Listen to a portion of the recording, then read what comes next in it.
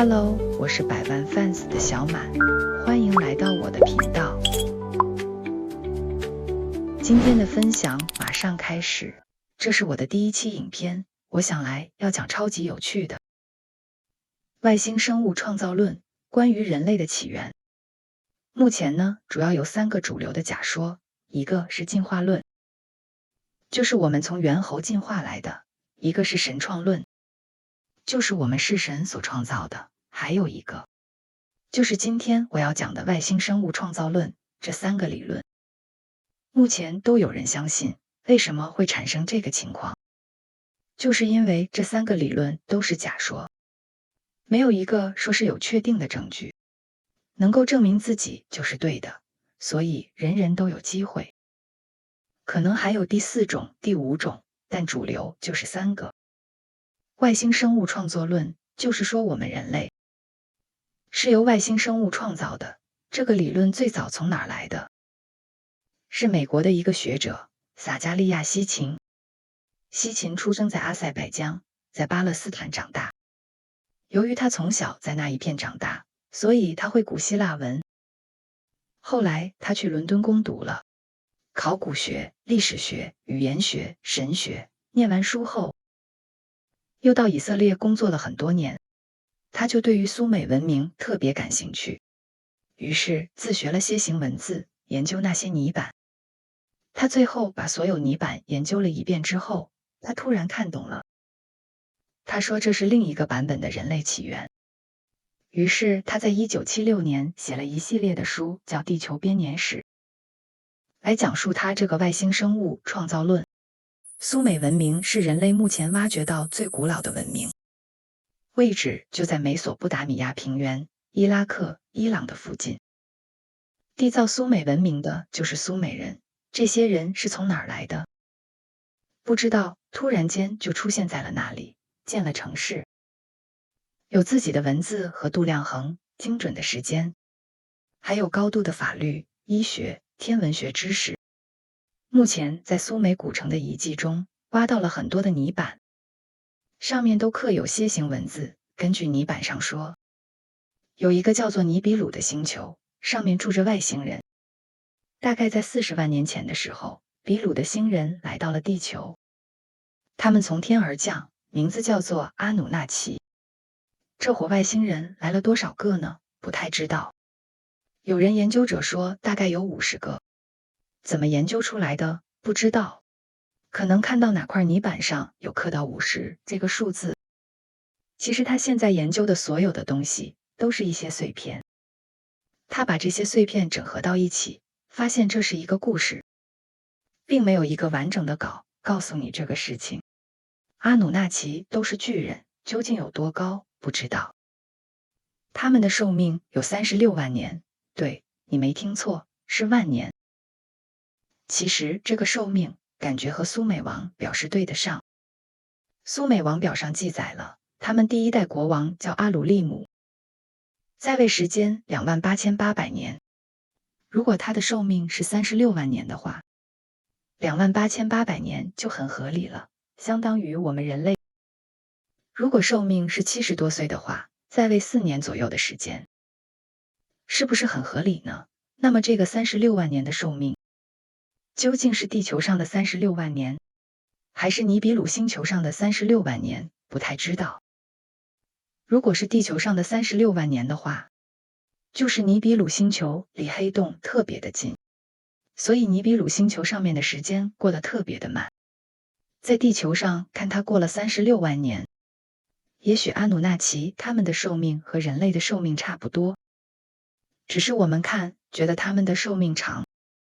那么阿努纳奇为什么来到地球呢？因为尼比鲁星球它的质量正在减小，这个星球已经拉不住大气了，所以他们要到地球上来掘金，把它带回到尼比鲁星球上，以改善他们的星球环境。阿努纳奇这火神的首领叫阿努，剩下所有的阿努纳奇都是阿努的孩子。阿努纳奇在苏美文明的语言中什么意思呢？苏美文明说的那个语言叫阿卡德语。阿努是天的意思，那是雨季，是地。阿努纳奇的意思是天与地，当然在霍皮族人那里，阿努纳奇是蚂蚁的朋友。他们来到地球之后，并不是所有人都下到地球上来，阿努他们没有下来，只是悬浮在空中。他们派了一队人下来，这队就是掘金队。掘金队的首领就是阿努的孩子，叫做恩基，叫 Enki。这些内容是刻在泥板上的。恩基的恩在阿卡德语的意思是王的意思。基呢，我刚才说了，阿努纳奇那个奇 k 就是大地的意思，所以恩基是大地之王。在苏美神话当中，恩基是水神，智慧之神，掌管创造。它的象征是蛇和龙，这个恩基的样子被刻在了泥板上。在苏美神话当中，人是恩基创造的，所以他们说他们是龙的传人。恩基有一根神杖，能够看到并改变生命的最小结构，也就是能改变细胞，能改变 DNA， 所以它可以创造生命，主管创造和这个法器。也是神话里面说的，在这个地方其实有一个巧合，就是 DNA 结构的单位叫做碱基。碱基在日语里边叫盐基，盐基读作 Anki， 也就是恩基。阿努还有个女儿啊，叫宁胡尔萨格，她也是蛇身的。宁胡尔萨格是恩基的妹妹，也是恩基的老婆，蛇身的兄妹也是夫妻。这跟中国神话里面的伏羲女娲是一样的。恩基这伙人下来了之后，就到了波斯湾，就是在伊朗旁边那地方。为什么到这个地方？就说这个地方有金，在这个地方又产生了个非常可怕的巧合，就是当初研究外星生物创造论的这些人，就一直在研究说这伙人究竟降落在哪里。因为找到他们降落的地方，也许说就找到了很多的金，就证明他们是确实存在的。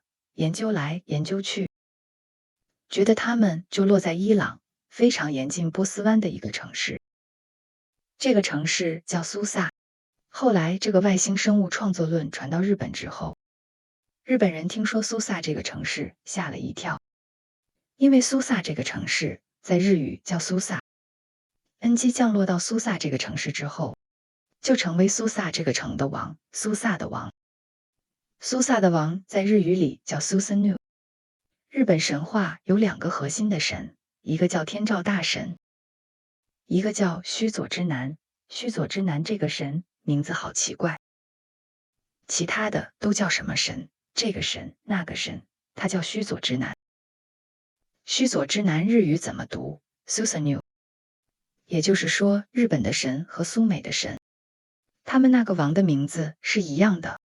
恩基是神圣的 Susanoo， 日本神话的神也叫 Susanoo。 日本神话都是听读音后来翻译出来的。为什么苏美神话传到了日本？不知道，它隔着大海，也就是说日本神话和苏美神话完全对上了。这个事情西秦本身是不知道的。日本很多人相信外星生物创造论，因为和他们的神话对得上。须佐之男就是掌管人类的，他们的 Susanoo 就是恩基，也是掌管人类的。如果大家喜欢，我后面会找个时间专门给大家做一期讲一讲日本的神话。别忘记订阅关注百万 fans 的小满。今天咱们继续讲苏美神话。那么在苏美神话当中，阿努纳奇下凡的时候还带了另一伙神下来，这伙神不是阿努纳奇，叫伊之吉。阿努纳奇是高级神，伊之吉是下级神，他们受阿努纳奇控制，是阿努纳奇的奴隶。阿努纳奇最一开始掘金，就不是他们自己挖掘，是用的这个 EGG 掘金的。EGG 在阿卡德语中是眼睛的意思，所以翻译作叫守望者 Watcher， 而 Watcher 在旧约圣经中指的是守望天使，所以 EGG 也有可能是天使。 EGG 是神的奴隶，说奴隶不大好，是神的使者，就是被神所用的一伙人。阿努纳奇他们来了，是用天使在挖金矿的，不是自己在挖的。但是如果说是天使的话，外星生物创作论的人不太承认这一点，因为在他们的理论中没有天使。天使是神创论里边的东西，所以他们觉得这是灰人。小灰人形象差太远了。那么按照传说，这真的是传说里边说的。这个伊季由于不满神的安排，就是让他们去工作，于是集体反抗神。天使曾经反抗过神，对不对？他们之间有过战争，对不对？那么为了继续挖掘工作，恩基决定创造另一种生命体来代替伊季，而这个生命体最终就是人类。但是中间还有好多的实验品，人类并不是第一个产物，怎么创造这个生命体呢？就是用他们自己的 DNA 和地球上原有一些生物的 DNA 进行融合来创造。创造这个生命体必须满足几个条件，一个就是生命力要非常顽强，第二个就是他们能够适合在地下生活。那么首先他们就选中了恐龙。按照外星生物创造人这么说，恐龙是非常的强悍，而且上天入地什么都行，所以他们就把自己的 DNA 和恐龙结合了。之后就产生了蜥蜴人，他们对于蜥蜴人这个产品非常满意。但是蜥蜴人有一个问题，就是蜥蜴人是阿努纳奇的创造物，所以他们没有生殖能力，小灰人也没有。他们寿命也不长，大概1000年左右。这1000年对我们来说挺长的，可能对于阿努纳奇来说有点短，他没有生殖能力。只能活1000年的话，他们就得不停地造。为什么阿努纳奇创造的没有繁殖能力呢？按照外星生物创造论的说法，就说这个世界上能够创造有生殖能力这种生命的只有神，阿努纳奇他们并不是神，是外星人。也有神去创造了他们，所以他们有生殖能力。但是只要不是神创造的东西，它就没有生殖能力。比如说，我们人类现在也通过基因科学，可以创造一些新的物种，但是都没有繁殖能力。比如说，驴和马合起来之后生成骡子，骡子就没有生殖能力，狮虎兽也没有生殖能力。为什么人会有生殖能力呢？那么，虽然蜥蜴人没有生殖能力，但是作为挖掘的劳动力来说是非常完美的。于是恩基就打算大量的克隆蜥蜴人。既然不能生殖，只能克隆，但是克隆是要利用到卵细胞和子宫的，所以生产蜥蜴人实质上是需要使用大量的阿努纳奇的这种女性的子宫和她的卵细胞的。也就是说，生产蜥蜴人，阿努纳奇要付出巨大的代价。对于这个事情，阿努纳奇里边有一伙人就特别不赞成。这伙人的头呢，就是恩基的弟弟，叫恩利尔。恩利尔在苏美神话当中是有记载的。恩利尔的恩就是王的意思，利尔是大气、空气、风的意思，所以恩利尔其实是风之王。他虽然是恩基的弟，但是他才是王位第一继承人，因为恩基和恩利尔是不同的母亲所生的。恩利尔的妈妈是皇后，恩基的妈妈则是皇妃，所以真正的太子是恩利尔。对，神也是这样的。阿努纳奇也都是一夫多妻，他和日本神话也有很多类似的地方，就是和自己老婆可以结婚，和自己的女儿也可以结婚，和自己的孙女也可以结婚，都可以。他们没有结婚的概念，都是可以的，他们是自由的，完全自由的，本身寿命也特别的长，所以并不存在有什么限制。皇后、妃子是有的，地位是有的，称号是有的，就是称号不会随便乱变。但是谁是谁的儿子，谁是谁的孙子，这个事情就不好说了。这个恩利尔是牛头，他和恩基不一样，不是同一个种族，所以牛鬼蛇神这个词是来自于苏美神话的。谁说牛鬼蛇神他就不是神？恩里尔掌管的是灵魂，其实在这个地方，有些外星生物创作论的人认为，恩基其实掌握的是智慧之书的果实。恩基掌握智慧，掌握创造；恩利尔掌握的是生命之书的果实，掌握的是灵。这不是神创论，是从泥板上解读出来的。可是圣经里面也是这样说的，所以有人说，圣经其实是从苏美神话来的。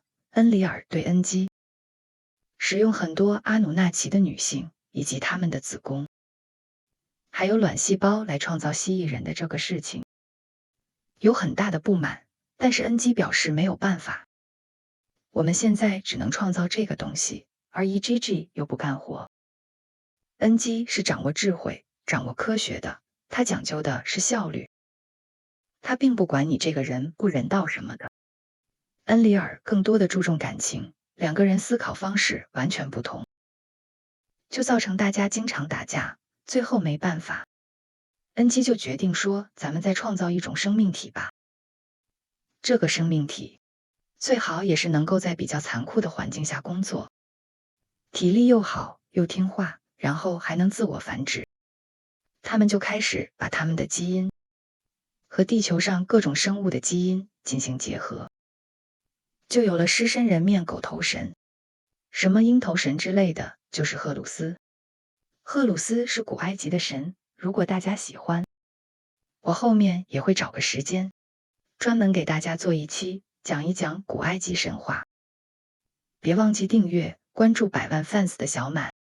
今天咱们继续讲苏美神话，当然也有可能就产生了美人鱼。蜥蜴人也是可以进到水里的，这就是为什么他要到波斯湾这个地方。究竟金是在波斯湾里面还是在陆地上，不知道。但是经过多方努力，也没有成功创造出来，都是没有生殖能力，都无法繁衍自己的后代。这里可能也就是为什么我们现在看不到这些狗头神、鹰头神，就是他们没有办法产生自己的后代。但是并不代表蜥蜴人或者是创造出来一些狗头神，他们现在就不活在这个世界上，因为他们可以克隆。所以说蜥蜴人是否消失了，不好说。蜥蜴人实际上目前还控制着我们人类，而且有不少人相信蜥蜴人其实就是光明会，还有共济会的幕后主使，就是共济会的后面的这个大佬，有可能是罗斯柴尔德家族。罗斯柴尔德家族有没有可能就是蜥蜴人呢？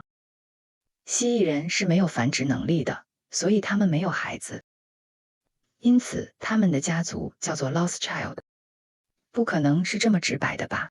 如果大家喜欢，我后面也会找个时间专门给大家讲一讲光明会、共济会。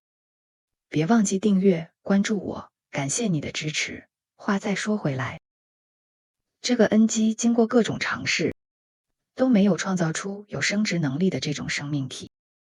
最后恩基和恩里尔还有宁霍尔萨格3个人合作，创造出来了一个生命体。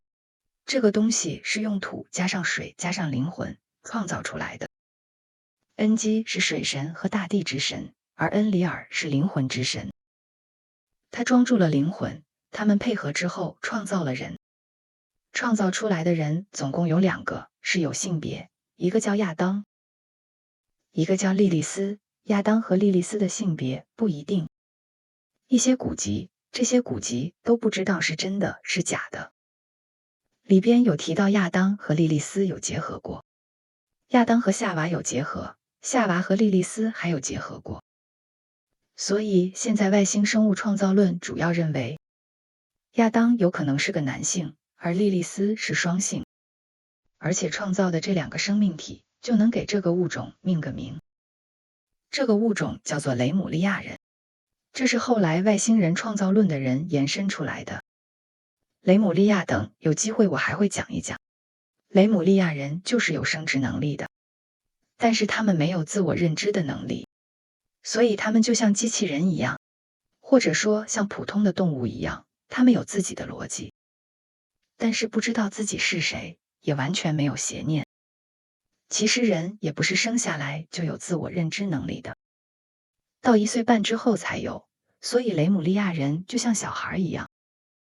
这2个雷姆利亚人的样貌是参照了恩基还有恩利尔他们的样子合成的，也就是我们人类现在这个样子。他们认为这个样子非常的漂亮，和什么蜥蜴人、牛头人、马头人是完全不一样，反正他们创造就按照他们理想当中最完美的样子创造了。所以人是非常漂亮的，他们特别的喜欢。尤其是恩里尔，他造了人之后就爱上这个人，因为他是一个情感之神，充满了情感。他就不舍得这2个人去挖金子，因为挖金子是苦力。于是就把他们2个人养在自己的伊甸园里，还每天精心的照顾。但是过了一阵子，这个恩基就跟恩里尔说，咱们创造这个是用来干活的，不是你的宠物。恩基是一个有事业心的，赶紧放下去挖矿吧。不过恩里尔完全不同意，他说这是我们的杰作，不是奴隶，所以我不能让他们去干苦力。后来2个人就又打架，就说他俩总在打架，一个是理性思维，一个是感性思维，一个是事业心，一个是恋爱脑。最后可能是商量一下决定把莉莉丝给恩基，让他拿下去繁殖，做苦力挖金矿，留了一个亚当给了恩里尔，因为莉莉丝是双性，他自己可以繁殖。结果恩基拿到莉莉丝之后，就给他吃了智慧之树的果实。为什么一定要吃这个东西？其实当初的那个蜥蜴人也吃了这个东西，所以蜥蜴人他是人，很聪明的，不聪明的话就没有办法自己干活。猫狗你说干活，它不会干活的。吃了智慧之树果实，不仅是产生智慧，也产生了善恶观，也产生了对比的概念。由于懂得了比较，于是就产生了欲望，有了欲望才会干活。我们现在人为什么拼了命的干活？因为有欲望，因为会比较。如果你生活在一个没有比较的地方，你不会拼命干活的。就像你这种状态就是这样，对不对？你就不会拼命干活。哪天给你吃个智慧之树的果实，你就懂了。那么莉莉丝吃了智慧之树果实，开始干活了。但是产生欲望的同时，产生比较之心的同时，莉莉丝也产生了憎恨。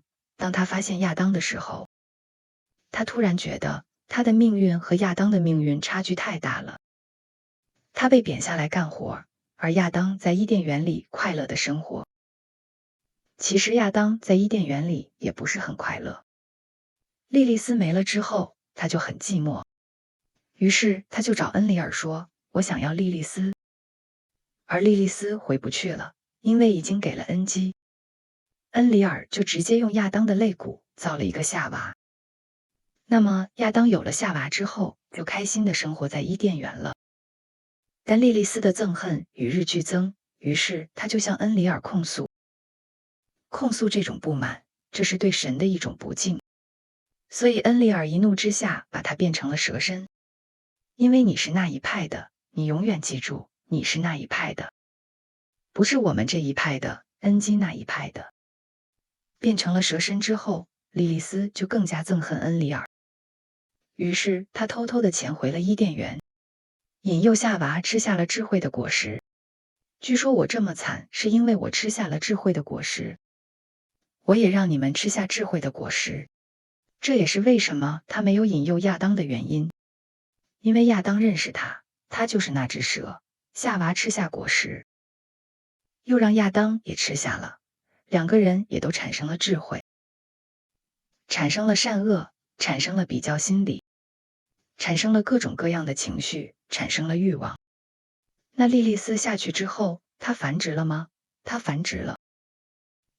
很多人都已经在那儿开矿了，她自己不用去挖矿，她就是专门的繁殖机器。所以我们人类是莉莉丝的孩子，是蛇生的，是龙的传人。这时你会不会觉得我是在讲圣经的故事？只是跟圣经的故事很像，圣经里没有提到莉莉丝，但是泥板上有提到莉莉丝。由于亚当和夏娃的灵魂也被污染了，恩利尔就把他们全都赶出了这个伊甸园，就说你们到底下去吧。那么亚当和夏娃就是标准的雷姆利亚人，就是当初神创的亚当和莉莉丝，其实都是雷姆利亚人，而用亚当肋骨造出来的夏娃，他也是雷姆利亚人。那么原先那一伙西姆利亚人是什么人呢？现在说有可能就是亚特兰蒂斯，可以在水里的，擅长是在水里蛇身的。关于亚特兰蒂斯，以后我也会专门做影片讲解。所以外星生物创造论的其中一个版本是这样一个故事，现在有很多的版本，但是大部分版本都是在后面的这个部分有所不同。前面的神话的部分大概是一个样子，西秦在这个领域是神一样存在，毕竟只有他懂古希伯来文，还有他懂楔形文字，所以在西方蛇和龙都是邪恶的，恩基是蛇也是邪恶的，地球上全都是恩基创造出来的这一只的莉莉丝的孩子。感谢观看本期内容，记得订阅、关注、转发。下期见，你的小满马上回来。